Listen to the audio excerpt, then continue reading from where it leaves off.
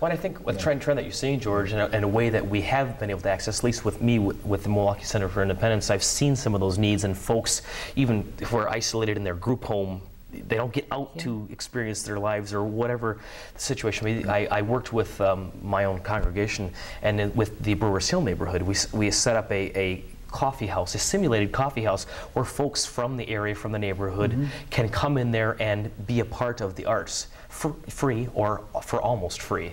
Either way, if they can't afford it, they're in. But to make art or to sing or to dance or to express life, as we like to call it.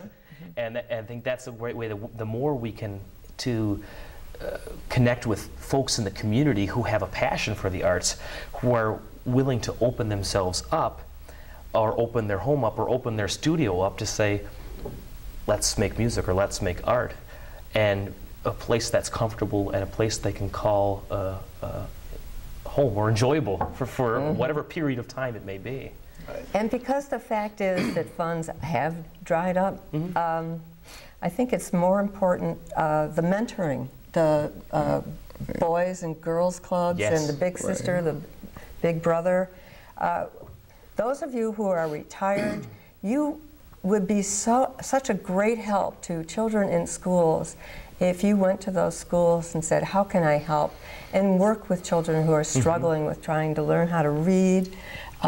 Take them to the art museum. Take them to art galleries. Art galleries are free, and they're wonderful paintings and sculptures, and music is everywhere. You turn on a radio, or even television now has music programs, American Idol. But art does heal the soul, and in all honesty, mental illnesses strike the spirit first. And I know that from personal experience. And George, I think you were about to say something. Oh, just along the whole lines, and that's wonderful in terms of the cafe and what you were talking about.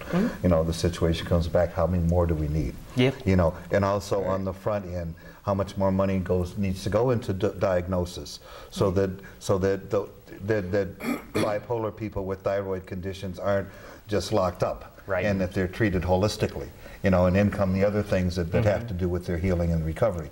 So as I'm looking at this, I come back to the situation that not only we have to expand on those things that work, but we have to continually stand up to put money back into human services. Absolutely. You know, that affects the whole thing, the arts community, but those people in the community who put it in a position so there's not so much on the other end of it. Exactly. One thing that I've discovered from Milwaukee Vocational Fund and establishing collaboratives is that all of the ills of the community, whether it be mental illness, crime, joblessness, whether it be hopelessness, it all is tied to lack of education and lack of communication. Because a lot of people don't understand what is out there for them, what programs are out there. The programs usually, and as we're sitting at this table, we're all discussing the mental illness and the mentally ill, but there's no mentally ill here except for you to advocate for this. We need to talk to those individuals and find out what is it that we're doing that is not working for you. What is it that you need that we're not doing? Because we're looking from a different position. And you, Patricia, you have an excellent point of observation as far as, but the community has to get more involved and get the information out. We have hundreds and hundreds of programs with duplicating services. If we could get all of those programs to work under one umbrella, you could actually affect more individuals in this community than you would believe. The funds are gone. A lot of the funds, whether they're going to be, but we have to use the resources that are available to us. And there's plenty of resources out there, but we can't get that information to the individuals because these programs are working against each other, but they're duplicating services.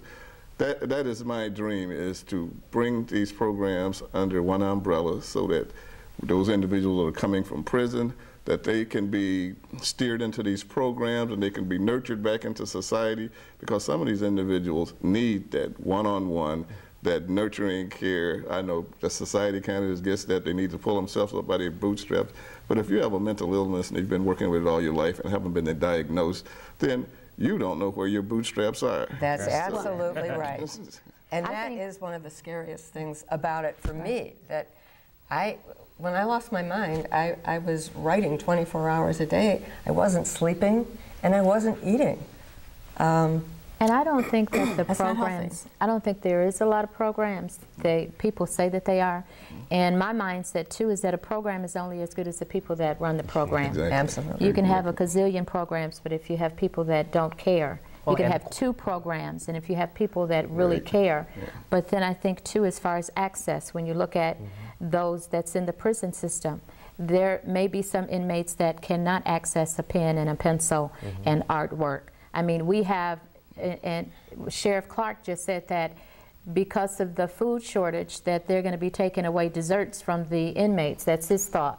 So you're going to take desserts away, so how do we expect that they're going to get some art utensils to use in prison? So it's the lack of access and the lack of some programs and the way that people think about what really needs to be What done. really does access to not just to services, but the variety of services that are necessary to meet the diverse needs of the individuals we're trying to serve, because some may respond to talk therapy better than art therapy or music therapy, but some may respond to drama therapy or art therapy better than talk therapy.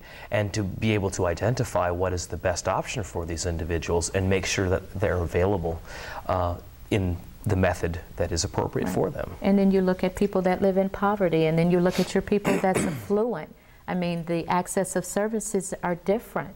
You know, some people can afford these services at the same time, but people coming out of the jail systems, and Tachita and women coming out, and they don't have access to care, or they don't have the dollars to get the quality care.